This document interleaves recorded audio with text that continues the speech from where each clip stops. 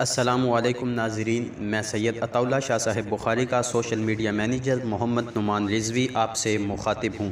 جیسا کہ پورے ملک کی صورتحال کا آپ کو علم ہے، جہلم میں بھی سید عطا اللہ شاہ صاحب بخاری کے آبائی گھر جمیل ٹاؤن میں پولیس نے چھاپہ مارا اور شاہ صاحب کو گرفتار کرنے کی ناکام کوشش کی۔ پولیس شاہ صاحب کو گرفتار کرنے میں ناکام رہی۔ اس فوٹیج میں آپ دیکھ سکتے ہیں کہ پولیس کے چند افراد شاہ صاحب کے گھر کے باہر روڈ پر کھڑے ہیں اور ٹریفک کو بھی بلاک کر رکھا ہے۔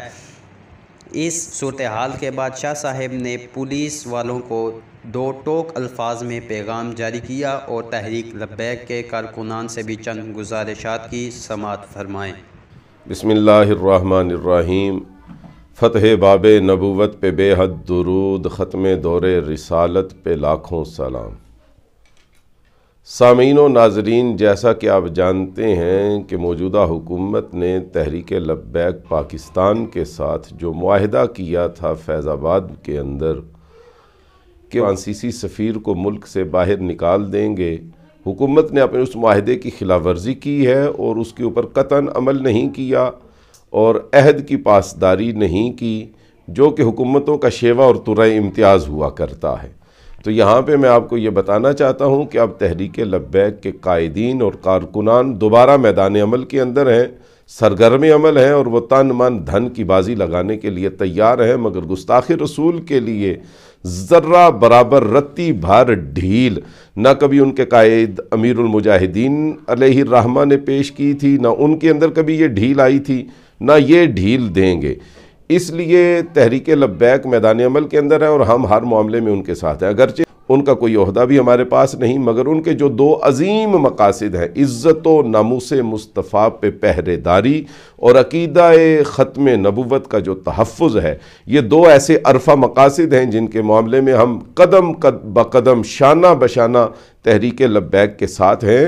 اور میں آپ سے کہتا ہوں کہ یہ صرف تحریک لبیک کا مسئلہ نہیں ہے، اس کو صرف اس تحریک کا مسئلہ نہ سمجھیں۔ جو صرف اس کو تحریک کا مسئلہ سمجھتا ہے وہ اپنے دین و ایمان کی خیر منائے۔ یہ ہر مومن مسلمان کا مسئلہ ہے، یہ ہر اس کا مسئلہ ہے جس نے محمد مصطفیٰ صلی اللہ علیہ وآلہ وسلم کا کلمہ پڑھا ہوا ہے۔ ایک بات یاد رکھیں کہ قبر کے اندر نہ اس حکومت نے آنا ہے، نہ خاندان اور برادری نے آنا ہے، اور پولیس والے بھی سن لیں، نہ ڈی پی او نے آنا ہے، نہ ڈی سی او نے آنا ہے، جن کے احکامات کے لیے آپ علماء کو گرفتار کرتے پھر رہے ہیں۔ قبر کے اندر آنا ہے تو محمد مصطفیٰ نے آنا ہے۔ قدر یوسف دا معلوم ہویا بھائیاں مصر گیانو، قدر نبی دا معلوم ہو سی قبراں وچ پیانو۔ لہٰذا اپنے دین و ایمان کی حفاظت اور پاسداری کریں اور قطعاً اس طرح کی حرکت نہ کریں جو عاشقان مصطفیٰ کے دلوں کے اوپر گراں گزرے۔ حکومت اپنے معاہدے کی پاسداری کریں۔ دیکھیے ہماری تلاش کے اندر وہ گلی گلی چھاپے مار رہے ہیں اور ہماری بو سونگتے پھر رہے ہیں، کبھی ادھر چھاپے مارتے ہیں، کبھی ادھر چھاپے مارتے ہیں۔ ہماری گرفتاری، ہمارا قصور کیا ہے؟ ہمارا قصور صرف یہ ہے کہ ہم عزت و ناموس مصطفیٰ کی حفاظت اور پہرے داری کی بات کرتے ہیں، ہم عقیدہ ختم نبوت کے تحفظ کی بات کرتے ہیں، ہم یہ کہتے ہیں کہ جس ملک کے اندر حضور کی شان میں گستاخی ہوئی ہے اس کے سفیر کو کہہ دیں کہ وہ یہاں سے دفع ہو جائے، ہمیں اس کی سفارت کی قطعاً کوئی ضرورت نہیں۔ گرفتاری کے لیے ہم تیار ہیں، ہمیں گرفتار کر لیں، ہم تو ہتھکڑیوں کو زیور سمجھ کے پہنیں گے۔ وہ کال کوٹھڑیاں ہمارے لیے تخت طاؤ سے زیادہ قیمتی ہیں جہاں پہ ہمیں عزت و ناموس مصطفیٰ کے تحفظ اور عقیدہ ختم نبوت کی پاسداری کے لیے جانا پڑے۔